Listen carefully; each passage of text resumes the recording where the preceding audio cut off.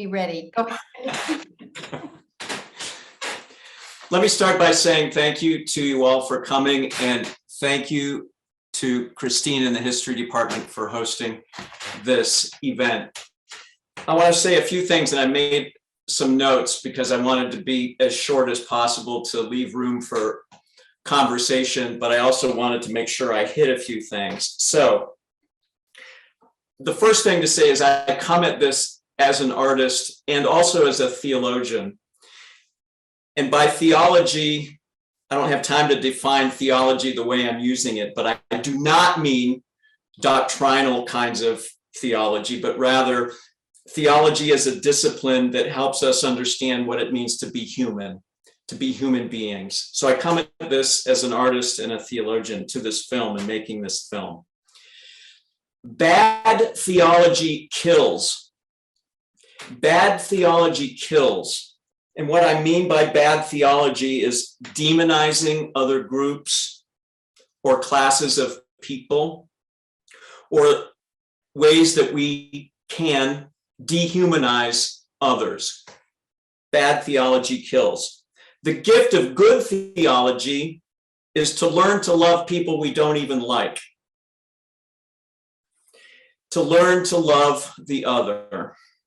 Any authentic spiritual path is at least partly, if not mostly, that.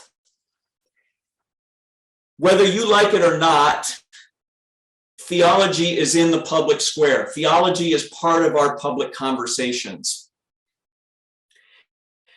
My aim as an artist and a public theologian is to make and to do good theology.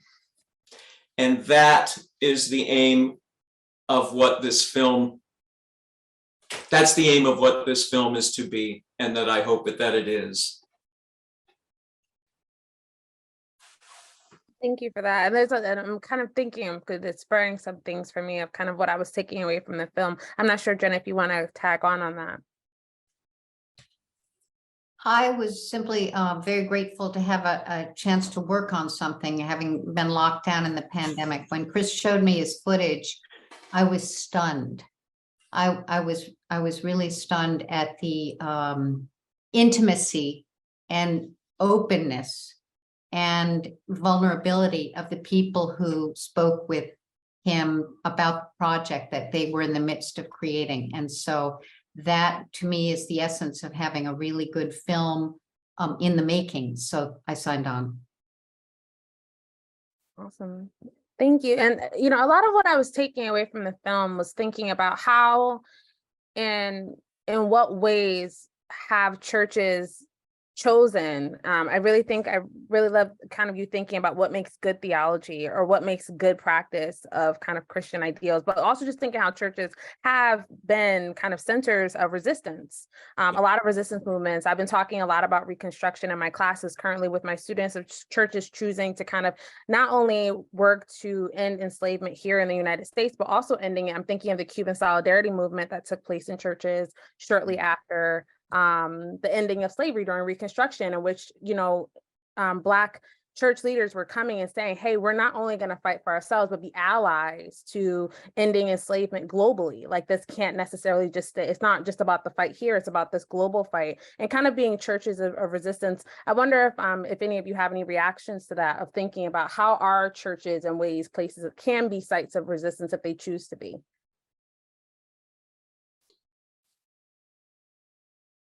I would just add that churches ought to be places that can be critical of power, critical of worldly power and the abuse of worldly power. Of course, that's not the only place that those critiques can come from, but faith communities ought to be able to do that. I'd like to add that as a person who grew up with a lot of church attendance in my life, churches are a place in the public square, and they offer, if they are churches where some activism or progressive ideas take place, they offer an entry point for individuals who may concur with those ideas, but not know how to get involved on an individual basis. So they can really provide an entry point that's really awesome. And what's interesting in this film is it's about churches who did this, but it takes place in a much smaller space, the space of each individual participant who opens their heart to Chris because they know him as a pastor in their community. So like in a church, when this conversation takes place, there can be tensions, but it feels like a safe space where it is hopefully a safe space. And this is guided a lot by the leadership, a safe space where those conversations and encounters and tensions can all coexist, which I think is the crucial part of churches and that kind of space in moving us along on a conversation about race and racial misunderstanding and inequity. For sure. I wonder, what were some of the, I know that there's a lot, one thing that's kind of evident throughout the film is of the tensions of kind of defining what does it mean to be an ally? I think if we all go back to 2020, there are a lot of different, I think, good examples and bad examples of allyship. I'm thinking of the corporate statements that were rolled out in reaction to George Floyd, the kind of the false or performative examples of allyship. But this seemed to be a lot more rooted in kind of like the human experience. And so I wonder, how is this film defining allyship?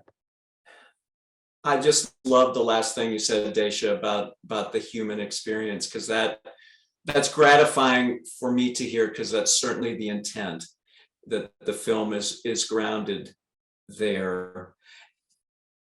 I don't want to make any claims for the film in terms of whether it functions as an ally in racial justice work. I think that's for other people to bestow if the film it functions in that way. But in terms of the last thing you said, just seeing the film again right now, I heard some other things that I hadn't heard before. They came through in a different way. And to me, listening, the words, George Floyd's words, and then Harriet talking about her quilt, and she says she was hearing all it was trying to say and what she was trying to say to the quilt. She was in conversation with the quilt. Like there was I don't know if you all remember that moment when she's talking about that. And to me, the power of words, the power of listening, this deep connection, interaction.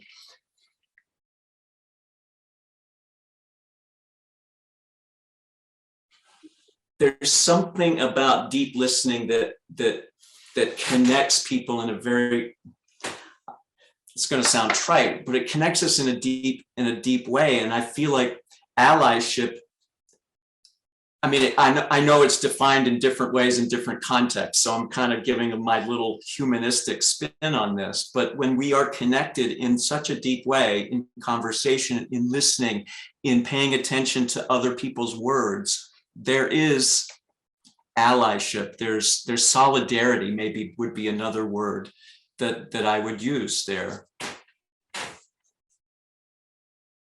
Yeah, and I guess go ahead.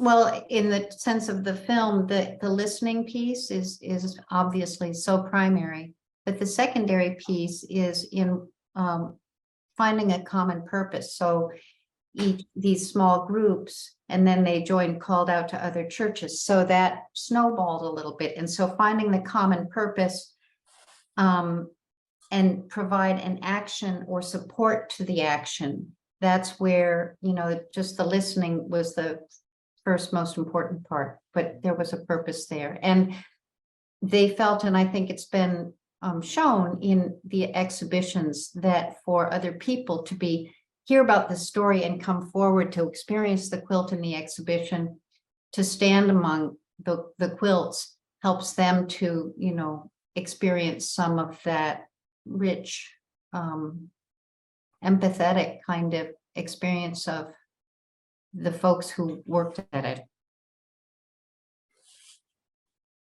For sure. I'm really, Jenny, I just want to bring in my good friend JHD, just because this is something that you are very passionate about, is kind of highlighting examples of allyship. What does it mean to be ally, but also cross-racial solidarity, especially kind of thinking about that historically and contemporarily. I don't know if you want to kind of come in, JHD, and kind of discuss why is it important for us to see, kind of discuss these when we're thinking about race and equity. Yeah, I mean, I think the best way to say it is really to quote Audre Lorde about, when she said, "I'm not free while any woman is unfree, even when her shackles are very different from my own." I don't know if you could say it better than that. But in my own personal experience as a Korean American and as an Asian American, I think a lot about my childhood and how some of the things we're seeing now are sadly, repeats. And I'm not super old, I'm in my 40s. But I think back to the LA civil uprising in the early 1990s. I was a middle schooler then. And I think about Latasha Harlins, who was murdered by a Korean store owner, and that store owner did not face consequences. And Rodney King, who was beaten by white police officers, and those police officers didn't face consequences. And I think about how, my Korean American community and the Black community in Los Angeles continued to be pitted against each other during that time period and afterwards. And then I fast forward to today, and I think to just January of 2023 and the mass shootings that happened in Monterey Park and Half Moon Bay and the murder of Tyree Nichols, and how people are saying, those murders were not hate crimes because they were committed by people of the same race as the victims. But what I see is white supremacy and hate and patriarchy at work there, right? And I see people in my community, in the Asian American and Pacific Islander community, fighting for our people every day, but considering the struggles of other communities of color as separate and too different. I don't agree with that mindset, because I think, going back to Lord's quotation, that if we want to get free, then we have to do it together. And I think about how the Black community, my co-conspirators, have been fighting for my rights even before my family even came to this country, when my family immigrated about 50 years ago, and how much I've benefited, in the Asian American and Pacific Islander community has benefited from the struggles that Black leaders have undertaken and the wins that they fought for. So I know that my history is interwoven to our history. So we definitely have to do this together, right? If we're going to fight for issues and struggles and experiences, whether they're exactly the same or not, we all are really fighting white supremacy, no matter what our race. Yeah, and I like kind of highlighting the fact, again, kind of picking on what you were saying, Chris, and you, JHD, of kind of thinking about what is the common goal that we're all fighting for, and how can we see ourselves and kind of see each other in this fight, as we kind of consistently are kind of trying to organize against injustice in all forms, but specifically white supremacy, and also kind of think about what that looks like systemically, right? Because that's also what I'm trying to think about, is how these are entry points into a conversation about allyship.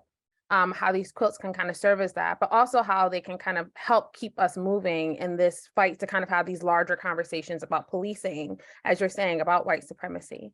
And I'm wondering, so JC, me and you do a lot with education and kind of working with youth.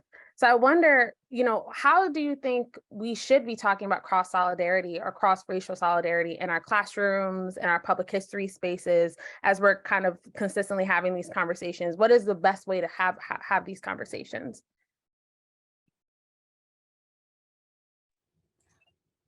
I mean, I think some of the problems that we're facing with these conversations about inequities is that they are only happening in certain places, and oftentimes when it's convenient to listen, and it's not ongoing listening. And sometimes it's just about the idea of equity, but not really for the purpose of being accountable to our communities and taking action with our communities. So not in behalf of or not for them. I think decision makers in education and in other public institutions need to really get serious about being in dialogue and being listeners, especially to our community members. So to our young people, our students, our families, our teachers, people from historically excluded communities who are constantly experiencing and living with these inequities each and every day. And I know, because you're a teacher, you're with young people every day. You know that young people and their families and educators like you have ideas and solutions. So all of us need to listen and let these young people teach us what they need and what matters, so we can act with them, again, not on behalf of them and not for them. For sure. And I also think of I'm also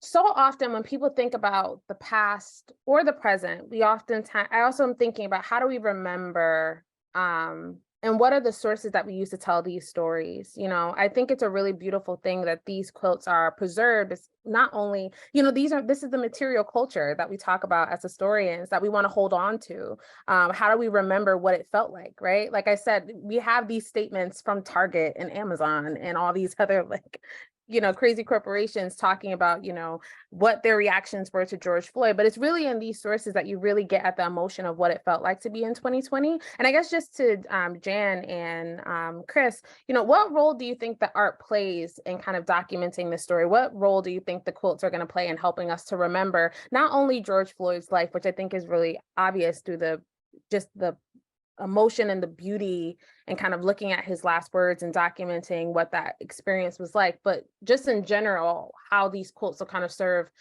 as sources for us way later in the future.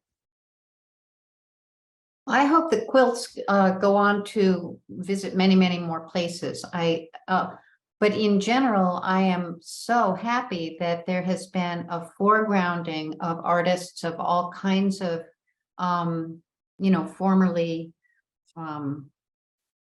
silenced minorities. I mean, there've been all kinds of films and artworks and exhibitions that's held a richness of perspectives and just allowed again entry points, because when you are sitting there looking, and what I love is not knowing the race or background of the artist, when you can just go into one of these big exhibitions and walk around and experience what people are expressing.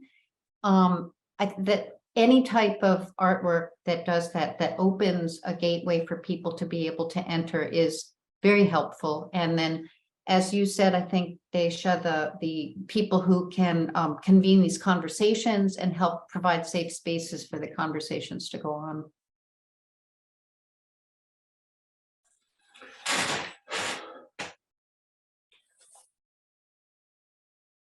We live in such a utilitarian, money-driven, be productive culture that art often gets, and the humanities get sidelined.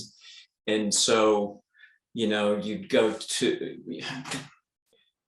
people can kind of shrug their shoulders and say, okay, now what are we going to do? And there is value in that, because there is doing to be done. But art is a deed. Like, art makes a difference in and of itself. So this is the grand, like, we need to recover, assert loudly as we can the value of art in all its forms, to have a presence, that it is a good in and of itself, and it forms us as human beings. It forms our humanity, to get back to that. So that's my broad sense of the value of art. So here's the thing, or one thing, which I wonder about. I would love to hear other people's thoughts about this, but sometimes in our conversations about racial justice in the United States, there's this, a lot of what I've said has been talking about, let's find the common humanity. And I think that's important, but it can't be just that, because there are particular experiences that Black people have. There's a particular history to Black people in this country, for Black people in this country, that is different than what I was taught in school. Like, so what I'm trying to express is this kind of, there's a tension. I think sometimes we try to make it a fight between the common human experience and the particular. I think they both go together. Like, we need to hold both. And I think the quilts, to tie this back to the quilts, the quilts remind us of a particularity. They're the words of anguish are universal. They're humanistic. They're the words of the agonizing words of a dying man. So there's something universal about them, but they're very, very, very, very particular to this person and to a particular time and place. So I'm arguing that we need both.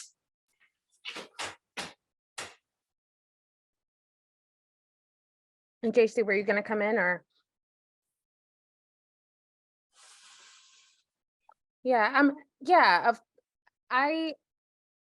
trying to kind of also process a little bit of kind of thinking about what does it mean to kind of talk about those particularities of really looking at, the disparities that we see in terms of policing, but also thinking about that common human experience. JC, what would be your reaction to how do we navigate those conversations, particularly when we're thinking about young people of kind of, especially when we're thinking about talking about these examples in our classrooms or in our curriculums, for example? Sorry, can you repeat the question again, please?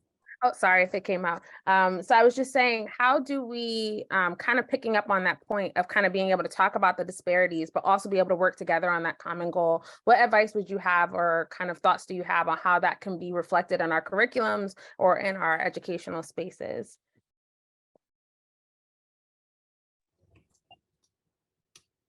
I mean, I think a lot of people are focusing more and more on student-centered or student-affirming education, which is great. And I think to try to do that in sort of like a color evasive way where you don't talk about race is problematic, right? We have to do it in a culturally sustaining way, and make that connection between who children are and the things that they bring, that their families taught them and that their communities taught them. So the education they get outside of the books and outside of the school building, the formalized education that we value. And we need to also value what they're coming to schools with in ways that truly center them and affirm them. And then use that to guide what's going on in the classroom, right? So that it's not education being done to kids, but it's what they're learning in schools connected to what they're learning in other places and how they're making sense of the world. Deja, Trisha put something in the chat that is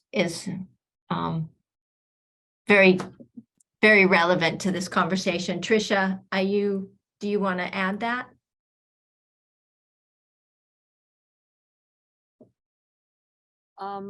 Not really. I think they, Jenny made the point, and I think that's, I would just say one thing.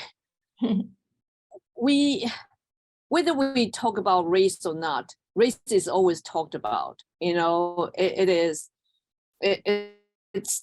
when we choose not to talk about race, we talk about race in a way that we make race absent, and which means that it's lifting white supremacy. Yeah, and I also was thinking about this and the fact that although the quilts are obvious, kind of like there are these human experiences that are being reflected in the quilts, that they themselves are also not colorblind. And that you see those tensions coming out even in the documentary itself of people discussing that, hey, like there's even still these tensions and these ideas about what does solidarity mean, like that there is no kind of neutrality even in the sources themselves.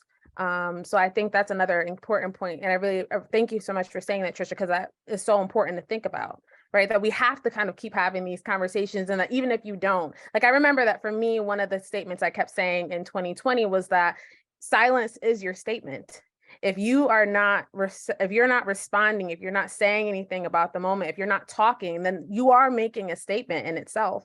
So that's something to keep in mind. I just want to pull up on some questions. I guess we can open this up just to have a conversation in our last 10 minutes. If anyone wants to tag in or discuss. But Daisy, I wanted to just kind of share this question. So what about the connections with ethnic studies and oral history or youth participatory action research? Jayshi, I don't know if you wanted to tag in on that, or then I can talk about it as well. Yeah, I think those are what was just shared in the chat about ethnic studies, oral history, youth participatory action research is like exactly what I'm talking about, right? Where we're not doing education to students and it's like a passive experience, but we're getting out of the way and letting them lead and guide their learning and actually experience learning rather than it being this passive thing that happens to them.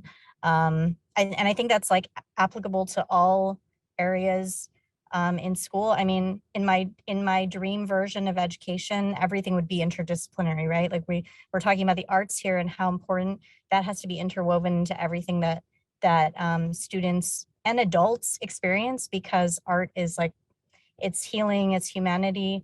And I think it's a really important part of anti-bias, anti-racist education that often gets overlooked.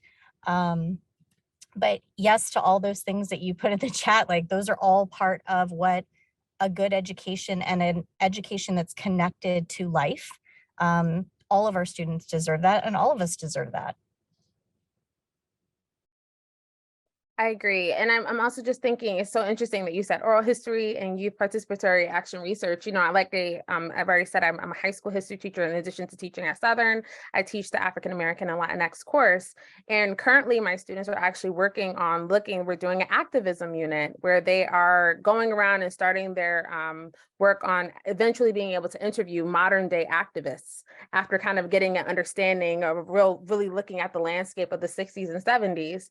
And so just yesterday, my kids were walking around the classroom and looking at all of these different examples and all these different organizations, from looking at the Asian American movement, the Chicano movement, you know, the Black feminism, looking at the American Indian movement or the indigenous movement. And just being able, one of the main things that they took away were all the different examples across racial solidarity. Right. But seeing that through all of these different sources, I'm not sure if all of you were familiar, but this is something I brought to my kids, that there was a White Panther Party. And then being able to really get at what were the tensions of that? What were the issues with that? But those are all examples of getting students to really see the full story and to engage in those conversations. Because I'm also thinking that a lot of the times that we do have these conversations, we do kind of see it as kind of Black or white, and not really seeing those not only the tensions, but also the areas of collective solidarity, which we have history to kind of point to with that. Hi, Dr. Beals. So kind of thinking about, and I agree, how to kind of looking at multiple perspectives, but also again, not seeing this as just an example of collective solidarity, but also seeing those tensions within the film, I think are really important to kind of pick up on, and how solidarity isn't always easy. And allyship isn't always easy as well. I will keep opening it up for questions, but I don't know if you know, Chris or Jen, you want to pick up on this as well. I just wanted to respond to Daisha just now. Just, it's not lost on me that this is sponsored by the history department, and just the complexities that you're talking about, I think are just true to history, like the study of history, the complexities, the interactions of people with other people. And so, yes, I'm giving the amen to what you just said. We have Dr. Metaxas. Hi.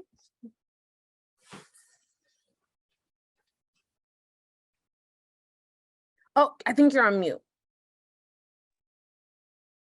Hi, yeah, I just wanted to take a moment to share with everyone what it's like to be in a room with those quilts, because I attended the opening that we had on campus. And if there's anyone here who hasn't seen them, please, I strongly urge you to go over to see to see the quilts. When we first entered the room, well, first of all, the quilts are set up so beautifully, the lighting, the space between them and so forth.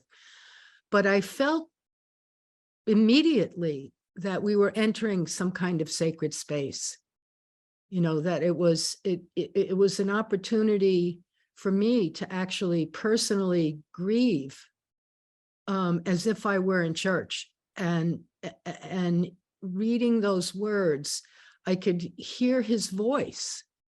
It was a connection to him that I really didn't expect, but it was so moving.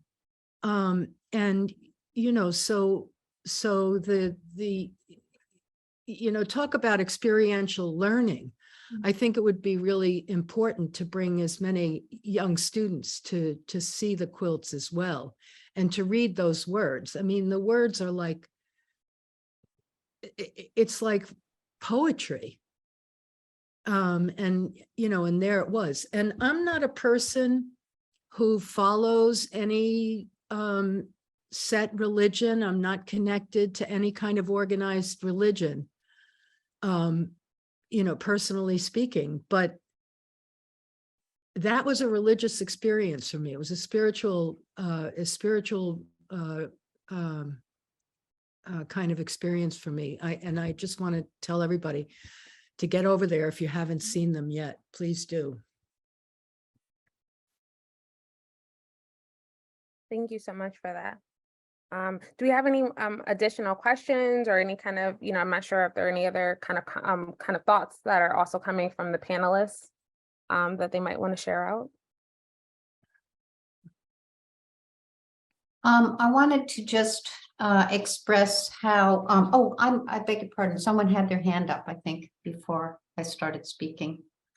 No, go right ahead, John. Okay. That the film brought together each person who spoke regarding their experience with making the quilt was alone in a church, as a matter of fact, when they spoke with Chris about how it worked for them. In actual practice, there were tensions in these congregations, as Harriet expressed, when she had problems working on the quilt in her sanctuary, and people came up and expressed their views that were extremely hurtful to her. So the experience of being able to be in the space with the quilts as art, and the way that encountering art is a one-on-one, it's an individualized experience, is very, very important. It gets people to be able to connect and empathize, which is the main connection point we're trying to talk about. We need to have people who might wander into the exhibit of quilts who would never seek to find this documentary somewhere, and invite people into the conversation, and that's what art does. And that's why having art activities for young people as part of their, and it's an essential part of their education, is so important too.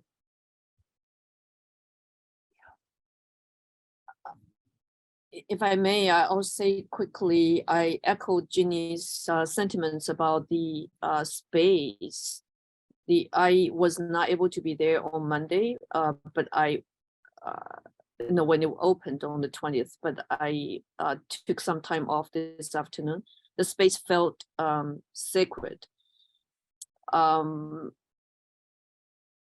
I want to just add on to what your comments, Jen. I think it is not young people. Every one of us needs it. Those of us who think we're allies, as I put in the chat, allyship is not a label. It's an ongoing process. We don't just achieve it. It is a lifelong journey. Mm-hmm. And white supremacy is a very successful program. It's in every one of us, whether you are white or not. Right.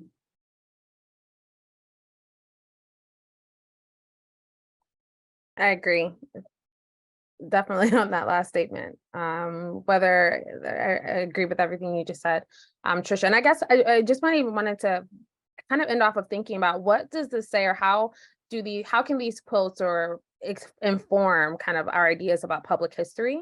I'm thinking of education. We talked a lot about students, but I'm also thinking about museums and how they communicate the past and communicate experiences, and how can we get our public institutions or our public history institutions to really find sources that are rooted in community. That's kind of what I'm seeing coming out of this project, of bringing not only having the community come in, but process, but also showcase their emotions, and showcase kind of their experiences in a way that I don't think oftentimes you really see coming out of museums. Most of the time, it's kind of just a summary of kind of things that have happened, as opposed to real community-based sources or experiences. And so I wonder if anyone has any thoughts on that, on what can museums in particular do to kind of showcase a lot more of these type of art. Diversify their curatorial staff, which many of them are beginning to do, and it's leading to much richer exhibitions and more opportunities.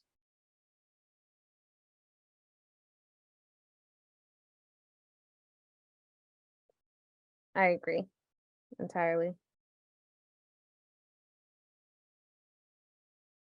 Yeah, community-based public history. And I think there's a shared authority also there too, for people to be able to, sharing authority or sharing knowledge is a powerful experience. And I think that is a really important framework when thinking about how to do public history, in that it's supposed to be communal, it's supposed to be collaborative in a way that, I know that all of these quotes were done kind of solo and by each individual person, but it's also really a community experience as well. It's a communal collaborative experience, and collaborative art is really powerful in how we see that. Does anyone have any last questions or thoughts that they want to share? Hi, Daisha. To answer my first thought about where, having them shown in museums, I first of all, let me thank Chris for, the foresight to bringing this exhibit to the university campus when, as Reverend Koyama said, it had only been shown in churches before then. And so this is something phenomenal that it came to a university campus. And my sense is that these quilts need to be in public spaces, not in the museums, not objectified as something to gawk at in a museum, in public spaces where we congregate, in areas where people are passing by on the streets, public spots where they immediately pull you in. The way Ginny described the experience to me encapsulates it so beautifully. And if I could only say that an additional emotional experience that I had was its power of transformation.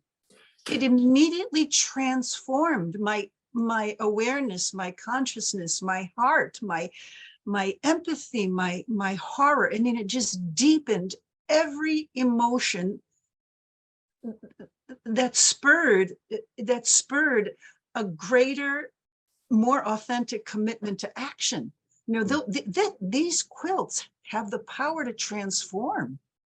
And, to me, they are sacred art. I mean, that is the power. That is the point of sacred art, the power to transform, to pull you out of one level of consciousness and bring you to another one, one that is mystical and inclusive, unified. And these quilts do this. So Chris Petto, from my heart, thank you for bringing this experience to the Southern community. Thank you. Thank you, Ross. That's very kind of you to say.